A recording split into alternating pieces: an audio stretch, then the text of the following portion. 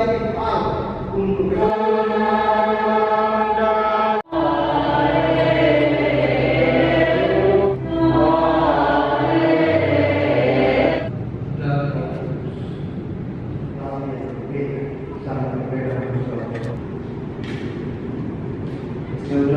Lestari, saudari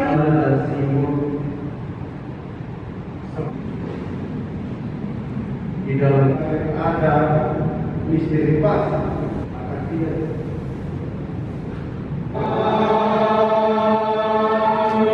dan sepanjang segala masa dan bersama Katolik Dia datang dengan ide orang hidup dan